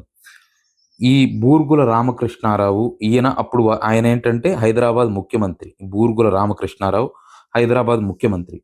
ఆ తర్వాత కేవి రంగారెడ్డి, వెంకట రంగారెడ్డి హైదరాబాద్‌కు ఉప ముఖ్యమంత్రి అయిన రంగారెడ్డి. తర్వాత చెన్నారెడ్డి, ఈయన హైదరాబాద్ క్యాబినెట్ అంటే క్యాబినెట్‌లో ఒక మినిస్టర్ చెన్నారెడ్డి, మరి చెన్నారెడ్డి. ఆయన తర్వాత ముఖ్యమంత్రి 2 సార్లు చేశాడు మరి చెన్నారెడ్డి. తర్వాత జేవి నరసింహరావు హైదరాబాద్ రాష్ట్ర కాంగ్రెస్ అధ్యక్షుడు జేవి నరసింహారావు. ఇది ఆన్సర్ అవుతుంది. ఒకసారి జెంటిల్‌మెన్ అగ్రీమెంట్స్ గురించి చూస్తే ఇరు ప్రాంతాల నాయకులు వాళ్ళలో ఉన్న ఈ తెలంగాణ నాయకుల్లో ఉన్న వాళ్ళ అనుమానాల నివృత్తి కోసం ఈ జెంటిల్‌మెన్ అంటే 1956 ఫిబ్రవరి 20వ తారీఖున కేంద్ర హోంమంత్రి గోవింద్ వల్లభ్ పంత్ సమక్షంలో, ఇది కూడా ఇంపార్టెంటే, అప్పటి కేంద్ర మంత్రి ఎవరని, గోవింద్ వల్లభ్ పంత్ అప్పటి కేంద్ర హోంశాఖ మినిస్టరు 1956 ఫిబ్రవరి 20వ తేదీన ఢిల్లీలోని హైదరాబాద్ హౌస్ లేదా డక్కన్ హౌస్ అని కూడా అంటారు. ఈ హైదరాబాద్ హౌస్లో జరిగినాయి. మొత్తం ఇరు ప్రాంతాల నుంచి అప్పుడు హైదరాబాద్ నుంచి ఒక నలుగురు, ఆంధ్ర నుంచి ఒక నలుగురు పాల్గొంటారు. వాళ్ళల్లో మొత్తం 8 మంది సంతకాలు చేశారండి. మొత్తం అవి 14 అంశాల మీద ఒప్పందం చేసుకున్నారు. ఈ 14 అంశాలు వెరీ వెరీ ఇంపార్టెంట్. ప్రతిసారి ఈ 14 అంశాల్లో కొన్ని అంశాలు అడిగి ఏది ఉంది ఏది లేదని అడుగుతారు. ఈ 14 అంశాలు వెరీ వెరీ ఇంపార్టెంట్. అదేవిధంగా 8 మంది నాయకులు వాళ్ళ హోదాలు కూడా ఇంపార్టెంట్. ఇక్కడ చూస్తే బూర్గుల రామకృష్ణారావు హైదరాబాద్ రాష్ట్రానికి ముఖ్యమంత్రి అప్పుడు. అదేవిధంగా కేవి రంగారెడ్డి హైదరాబాద్ రాష్ట్రానికి ఉప ముఖ్యమంత్రి, మరి Chenna Reddy cabinet minister, JV Narasimha Rao Hyderabad రాష్ట్ర కాంగ్రెస్ అధ్యక్షుడు. ఇదొకటి. ఆంధ్ర నుంచి ఒకసారి చూస్తే అప్పటి ఆంధ్రప్రదేశ్ ముఖ్యమంత్రి ఎవరంటే బెజవాడ గోపాల్ రెడ్డి ముఖ్యమంత్రి. ఉప ముఖ్యమంత్రి ఎవరంటే నీలం సంజీవరెడ్డి ఉప ముఖ్యమంత్రి నీలం సంజీవరెడ్డి. సర్దార్ గౌతు లచ్చన్న. తర్వాత మంత్రి అంటే ఒక క్యాబినెట్ మినిస్టర్ ఎవరంటే, ఇక్కడ క్యాబినెట్ మినిస్టర్ ఎవరంటే మరి చెన్నారెడ్డి. అదేవిధంగా ఇక్కడ క్యాబినెట్ మినిస్టర్ సర్దార్ గౌతు లచ్చన్న. అది తర్వాత ఆంధ్రప్రదేశ్కు కాంగ్రెస్ కమిటీ అధ్యక్షుడు అంటే పిసిసి ప్రొవిన్షియల్ కాంగ్రెస్ కమిటీ అధ్యక్షుడు ఎవరంటే అల్లూరి సత్యనారాయణ రాజు. మీరు ఈ ఆంధ్ర వాళ్ళకి ఎట్లా గుర్తుపెట్టుకుంటారు, తెలంగాణ వాళ్ళకి కూడా ఖచ్చితంగా గుర్తుపెట్టుకోవాల్సిందే. ఆ 14 అంశాలు ఒప్పందం కుదిరింది, అది ఖచ్చితంగా గుర్తుపెట్టుకోవాల్సిందే. ఒకసారి చూడండి.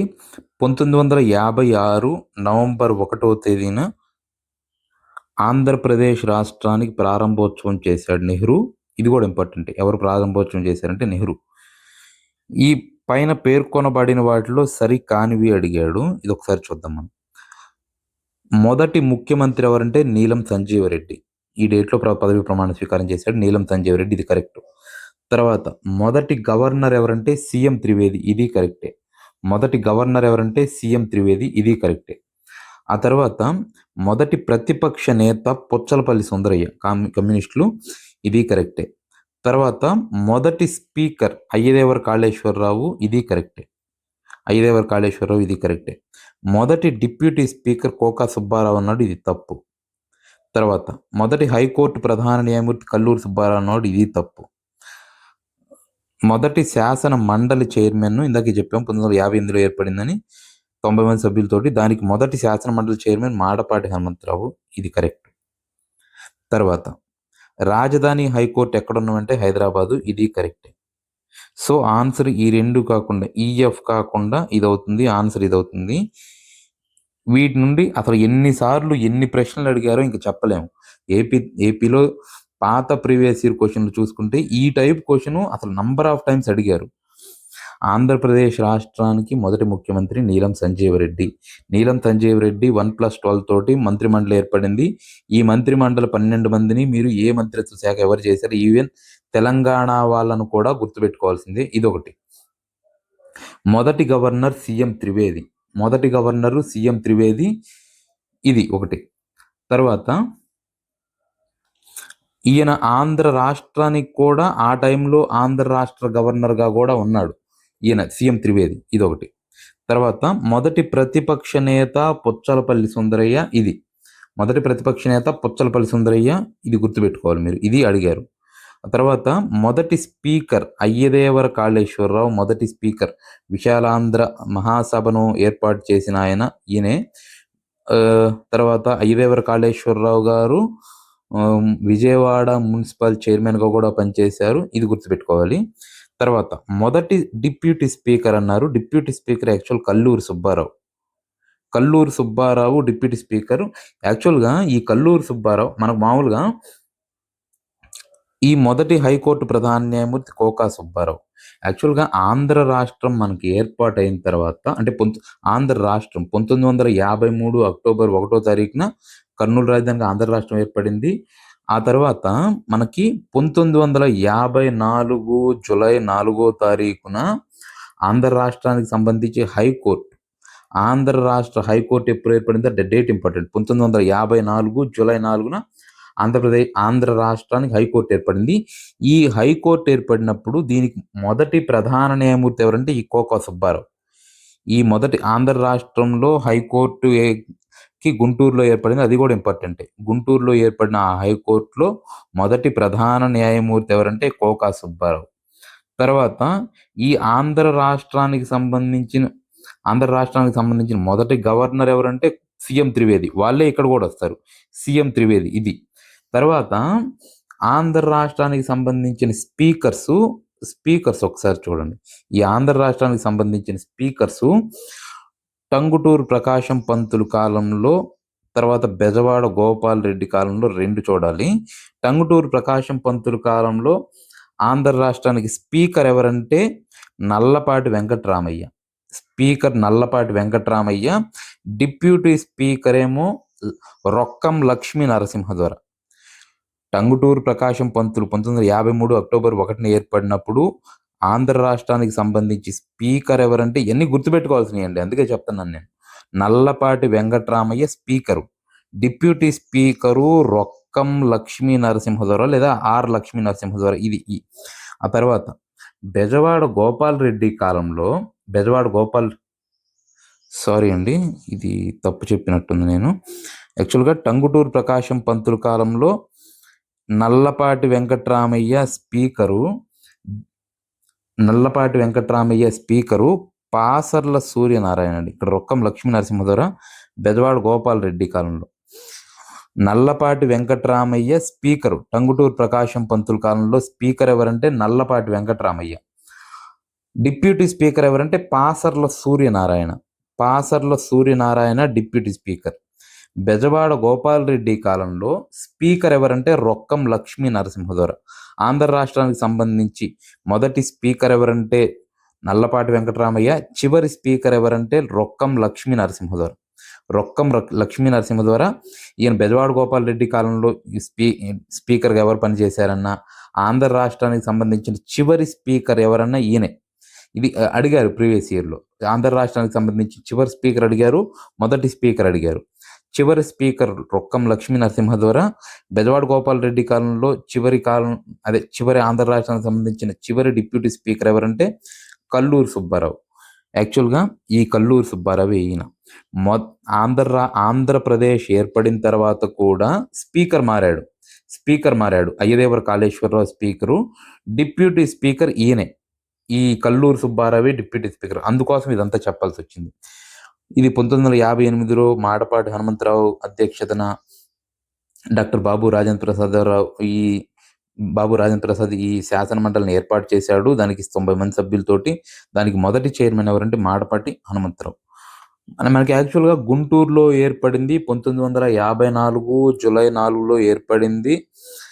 ఈ గుంటూరులో హైకోర్టు ఏర్పడింది. అప్పుడు ఎవరైతే కోకా సుబ్బారావు ఉన్నాడో ఆయనే ఈ హైకోర్టు హైదరాబాద్లో ఏర్పడిన తర్వాత కూడా, అంటే హైదరాబాద్లో హైకోర్టు ఏర్పడిన తర్వాత కూడా ఈయనే ప్రధాన న్యాయమూర్తి. ఈ కోకా సుబ్బారావే ప్రధాన న్యాయమూర్తి. మీరు ఇవన్నీ జాగ్రత్తగా మెమొరీ బేస్డ్ టైపు జాగ్రత్తగా గుర్తుపెట్టుకోవాల్సి ఉంటుంది.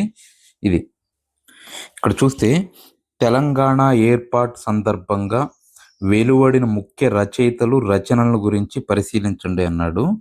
సరైన వాక్యాలను అడిగాడు. ఇక్కడ చూడండి, దాశరథి రంగాచార్య గారు ఎన్ని నాళ్ల స్వప్నవిది అనే గేయం రచించారన్నాడు. ఇది కరెక్టే. దాశరథి రంగాచార్య ఎన్ని నాళ్ల స్వప్నం ఇది కరెక్టే. ఏమానందం ఈనాడు అని ప్రజాకవి కాళోజీ నారాయణరావు గారు ఆనందంతో గానం చేశాడన్నాడు. ఇది కరెక్టే. ఏమానందం ఈనాడు అని ప్రజాకవి కాళోజీ నారాయణరావు ఆనందంతో గానం చేశాడు. ఇది కరెక్టే.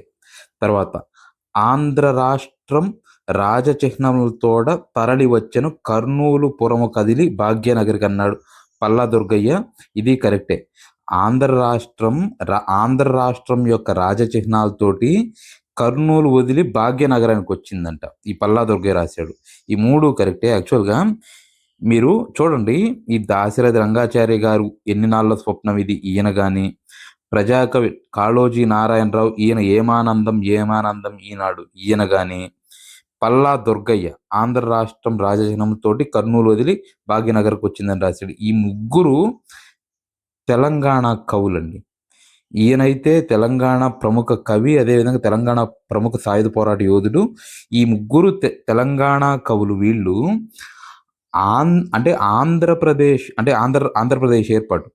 ఆంధ్రప్రదేశ్ ఏర్పడాలని వీళ్ళు ముఖ్యంగా కోరుకున్నారు.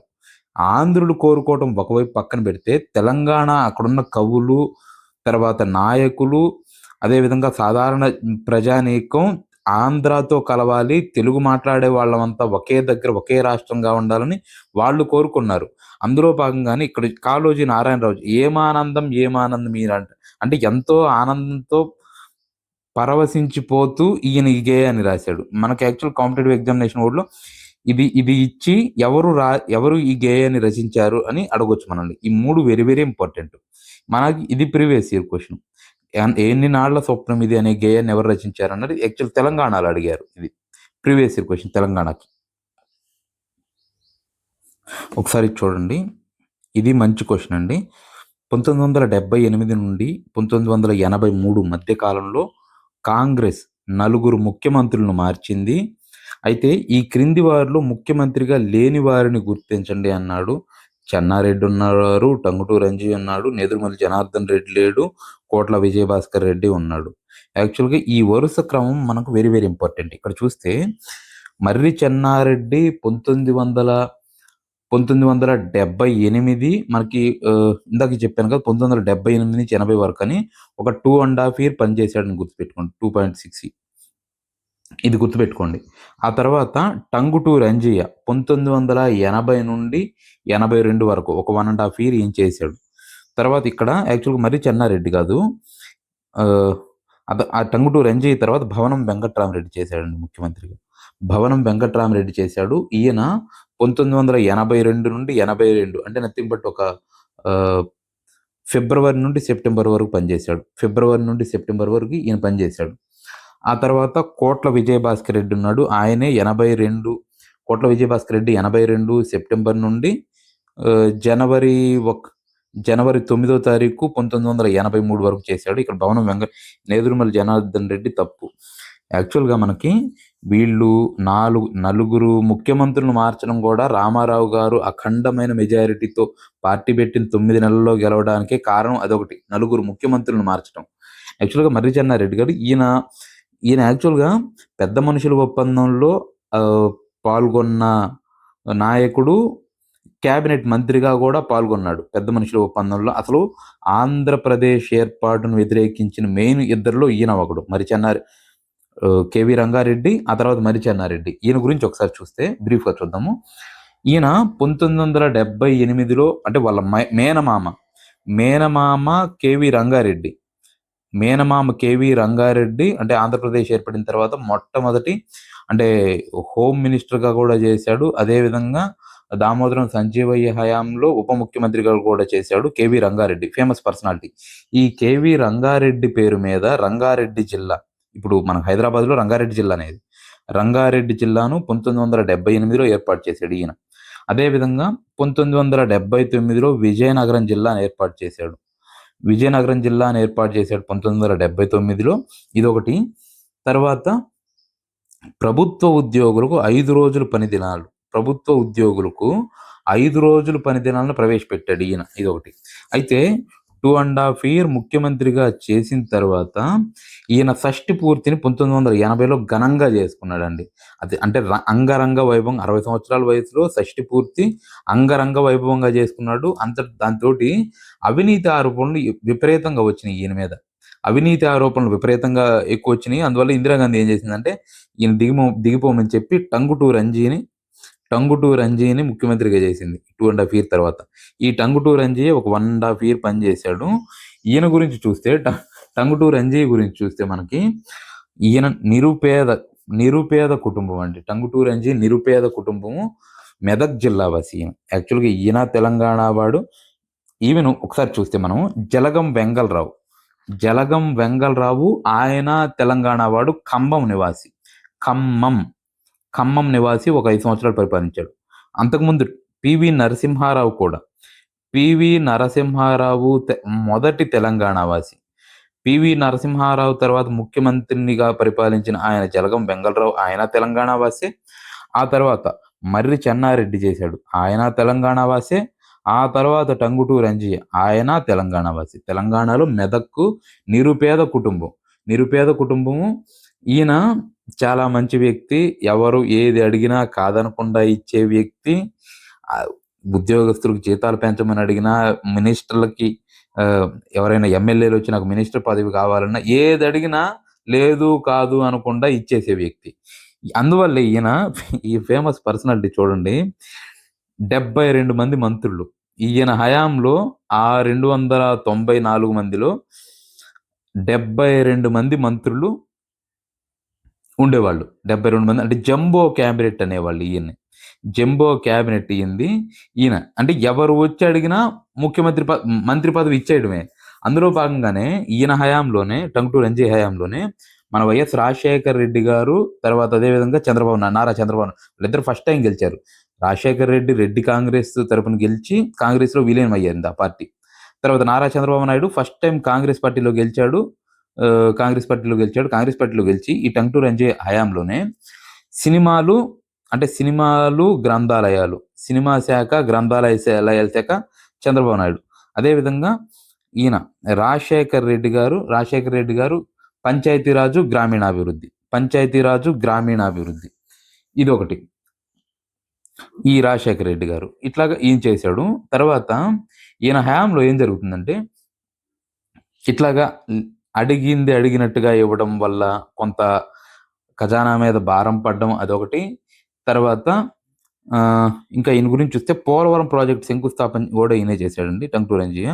ఆ తర్వాత స్థానిక సంస్థల ఎన్నికలు వాయిదా పడుతూ వస్తున్నాయండి అప్పటికి. స్థానిక సంస్థల ఎన్నికలు వాయిదా పడుతూ వచ్చాయి.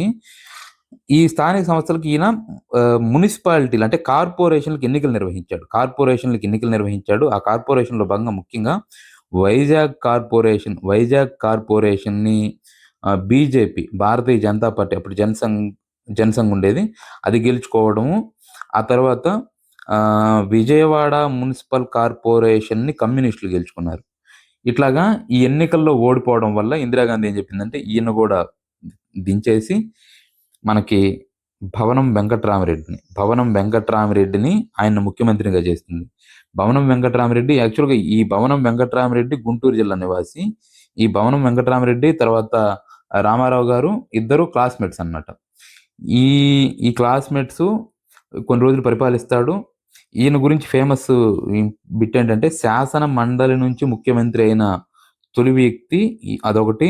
తర్వాత ఈయన హయాంలోనే రామారావు 1982 మార్చి 29వ తారీఖున తెలుగుదేశం పార్టీని స్థాపించడం ఇదొకటి. అంబేద్కర్ ఓపెన్ యూనివర్సిటీని ఈయన హయాంలోనే స్టార్ట్ చేస్తారు. అయితే ఈయన కొంచెం మృదు స్వభావి అవ్వడం వల్ల ఈయన రామారావు ధాటికి తట్టుకోలేడని చెప్పి ఈ కోట్ల విజయభాస్కర్ రెడ్డిని ముఖ్యమంత్రిగా చేస్తుంది. ఈ కోట్ల విజయభాస్కర్ రెడ్డిని ఈయన కేవలం ఒక 4 నెలలే ముఖ్యమంత్రిగా ఉన్నాడండి. రామారావు గారు ₹2కి కిలో బియ్యం అని చెప్తే ఈయన ₹1.90కే కిలో బియ్యాన్ని ఇచ్చాడు. ఈయన ₹2 కిలో బియ్యం అని చెప్పాడు, హామీ ఇచ్చాడు. ఈ హామీ ఇస్తే ఈయన ఆల్రెడీ అధికారంలో ఉన్నాడు కదా ముఖ్యమంత్రిగా. ₹1.90కే కిలో బియ్యం అనే ఆ స్కీమ్ ప్రవేశపెట్టాడు. అదేవిధంగా ప్రాథమిక పాఠశాల స్థాయిలో ఉచిత మధ్యాహ్న భోజనము ఇదొకటి ప్రవేశపెట్టాడు ఈయన కోట్ల విజయభాస్కర్ రెడ్డి. ఇట్లాగా ఒక 5 సంవత్సరాల కాలంలో నలుగురు ముఖ్యమంత్రులు మారారండి. ఆ నలుగురు అందుకే మనకు ఫేమస్. నలుగురు ముఖ్యమంత్రులు మారడం అది రామారావు గారికి బాగా కలిసొచ్చింది. తెలుగు జాతి ఆత్మగౌరవం అనే పేరుతోటి ఆయన వెళ్ళాడు. ఢిల్లీ పాదాల కింద తెలుగు జాతి ఆత్మగౌరవం బానిసత్వంలో చిక్కుకుపోయిందనే నినాదంతో ఆయన గెలిచాడు. కోట్ల విజయభాస్కర్ రెడ్డి ఉన్నప్పుడే ఆయన భారీ మెజారిటీతో గెలిచాడు రామారావు గారు. ఈ నలుగురు ముఖ్యమంత్రుల్ని మీరు చాలా ఇంపార్టెంట్, అది జాగ్రత్తగా గుర్తుపెట్టుకోండి. ఈ క్వశ్చన్ చూడండి. ఇది యాక్చువల్‌గా ప్రీవియస్ ఇయర్ క్వశ్చన్ డైరెక్ట్‌గా నేను సేమ్ ఆప్షన్స్ కూడా మార్చకుండా అదే ఇచ్చేసాను. సమైక్య ఆంధ్రప్రదేశ్ అవతరణ దీని తరువాతే జరిగింది అన్నాడు. దానికి ఆన్సర్ ఏంటంటే 1956 ఫిబ్రవరి 20న పెద్ద మనుషుల ఒప్పందం ద్వారా. ఈ పెద్ద మనుషుల ఒప్పందం ఇంతకుముందే మనం మాట్లాడుకున్నాం. పెద్ద మనుషుల ఒప్పందం ఈ డేటు ఇంపార్టెంటు. అప్పుడు హైదరాబాద్ హౌస్‌లో జరగడము, ఢిల్లీలో హైదరాబాద్ హౌస్‌లో జరగడము, హోమ్ మినిస్టర్ గోవింద్ వల్లభ్ పంత్ అది. ఆ తర్వాత ఆంధ్ర నాయకులు నలుగురు, తెలంగాణ నాయకులు నలుగురు, వారి హోదాలు ఇంపార్టెంటే. అదేవిధంగా 14 ఒప్పందాలు చేసుకున్నారండి. ఆ ఒప్పందాలు వరుస క్రమం పెద్ద ఇంపార్టెంట్ ఏం అవసరం లేదులే కానీ ఈ 14 తెలంగాణ వాళ్ళకి ఇస్తానన్న పరిరక్షణలు అన్నీ జాగ్రత్తగా చదువుకోవాలి. ఇక్కడ చూడండి 1972-73లో జై ఆంధ్ర ఉద్యమం ఎలా ముగిసింది అన్నాడు. జై ఆంధ్ర ఉద్యమము. దీనికి ఆన్సర్ ఏంటంటే కేంద్ర ప్రభుత్వం ప్రతిపాదించిన 6 సూత్రాల పథకంతోటి ఆన్సరు. యాక్చువల్‌గా ఇది డైరెక్ట్ ప్రీవియస్ ఇయర్ క్వశ్చనే. జై ఆంధ్ర ఉద్యమం ఈ కేంద్ర ప్రభుత్వం ప్రకటించిన 6 సూత్రాల పథకం. 6 సూత్రాల పథకం అనేది వెరీ, వెరీ, వెరీ ఇంపార్టెంటు. ఇందులో 6 సూత్రాలను ఖచ్చితంగా గుర్తుపెట్టుకోవాల్సిందే. అసలు 6 సూత్రాలు ఏమి ఇచ్చారనేది మనం జాగ్రత్తగా గుర్తుపెట్టుకోవాల్సిందేను. ఈ డేట్ కూడా ఇంపార్టెంటే. మీరు ఒకసారి చూడండి. 1973 సెప్టెంబర్ 21వ తారీఖున ఈ డేటు ఇందిరాగాంధీ ప్రకటించింది ఈ 6 సూత్రాలని. ఇది ఒకసారి బ్రీఫ్‌గా చూద్దాం ఆ 6 సూత్రాలని. ఫస్ట్‌ది ఏంటంటే వెనకబడిన ప్రాంతాల అభివృద్ధి కోసం, రాష్ట్ర రాజధాని నగరం అభివృద్ధి కోసం సెపరేట్‌గా ప్రత్యేక నిధులు కేటాయించి అభివృద్ధిని వేగవంతం చేయటం ఒకటి. ఇంకా రాష్ట్ర స్థాయిలో ఒక ప్లానింగ్ బోర్డ్‌ని వెనకబడిన ప్రాంతాల అభివృద్ధి కోసం సబ్ కమిటీలు ఏర్పాటు చేయాలి. అభివృద్ధిని గురించి ఇది కంప్లీట్‌గా అభివృద్ధి గురించి. ఫస్టు ఇది మొత్తం వెనకబడిన ప్రాంతాలు, హైదరాబాదు అభివృద్ధి కోసం ప్రత్యేక బోర్డులు ఏర్పాటు చేయటం ఇది కంప్లీట్‌గా ఈ అభివృద్ధి ప్లాన్ ఒకటి. ఆ తర్వాత రెండోది రాష్ట్రమంతటా విద్యా సంస్థల్లో స్థానిక అభ్యర్థులకి అంటే రాష్ట్రమంతటా విద్యా సంస్థల్లో స్థానిక అభ్యర్థులకు ప్రాధాన్యత ఇవ్వాలి. అదేవిధంగా అయితే హైదరాబాదులతో ఇంకా హైదరాబాదులో ఉన్నత విద్యను హైదరాబాద్‌లో ఉన్నత విద్యను పెంపొందించడానికి సెంట్రల్ యూనివర్సిటీని ఒకదాన్ని ఏర్పాటు చేయాలన్నారండి. సెంట్రల్ యూనివర్సిటీని ఒకదాన్ని ఏర్పాటు చేయాలి. విద్యా సౌకర్యాలు మెరుగుపరచడం ఇదొకటి. సెకండ్‌ది. మూడోది ఒక నిర్ణీత స్థాయి వరకు ప్రభుత్వ ఉద్యోగాలను లోకలైజ్ చేసి దాన్ని లోకల్ వాళ్ళకే కేటాయించాలి. లోకల్ వాళ్ళకి ఎక్కువ అవకాశాలు ఇవ్వాలన్నమాట. అంటే ఒక ఒక ఒక స్థాయి వరకు అంటే ఉద్యోగాలను ఆ టైంలోనే ఆ తర్వాత జీవో ప్రకారం కొన్ని రకాల ఉద్యోగాలకు కేటాయించారంటే లోకల్ క్యాడరు, తర్వాత గెజిటెడ్డు అంటే డిస్ట్రిక్ట్ వైజ్ పోస్టులు, గెజిటెడ్ పోస్టులు, స్టేట్ వైడ్ పోస్టులు ఇట్లాగా కేటాయించారండి. ఈ కేటాయించి వీళ్ళలో ఎక్కువగా ఇప్పుడు ఈవెన్ డిస్ట్రిక్ట్ వైజ్ పోస్టులు అంటే 20% నాన్ లోకల్స్‌కి అంటే 80% లోకల్స్‌కి, గెజిటెడ్ పోస్టులు అంటే 70% లోకల్స్‌కి కేటాయించడం, మల్టీ జోన్ పోస్టుల్ని 60% 60% వరకు లోకల్‌కి కేటాయించడం. ఇట్లాగా ఈ మూడో పాయింటు ఈ రిజర్వేషన్‌లకు సంబంధించి లోకల్ వాళ్ళకి ఎక్కువ అవకాశాలు కల్పించడం సంబంధించి ఈ మూడో పాయింట్.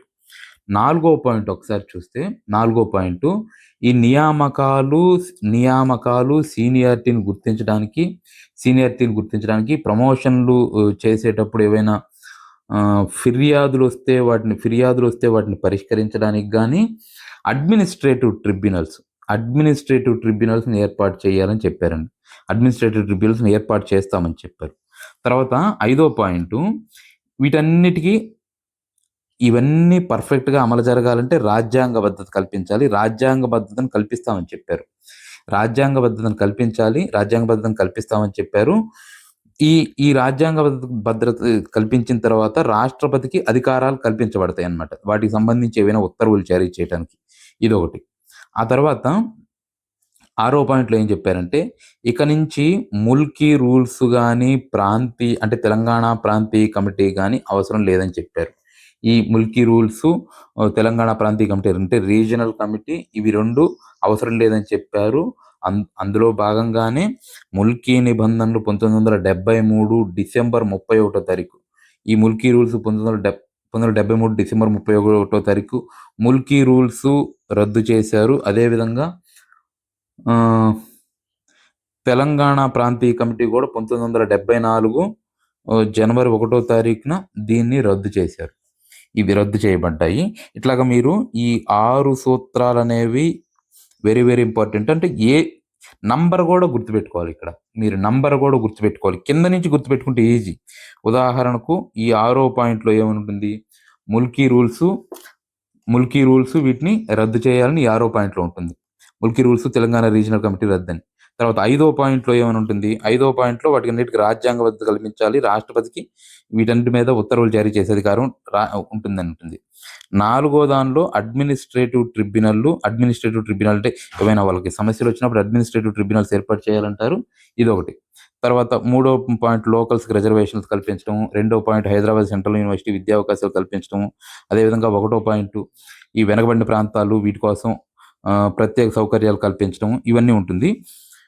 ఓకేనండి. మనము మిగతా క్వెషన్స్‌ని యాక్చువల్‌గా ఎక్స్‌ప్లనేషన్ మరీ ఎక్కువైనట్టుంది. మనము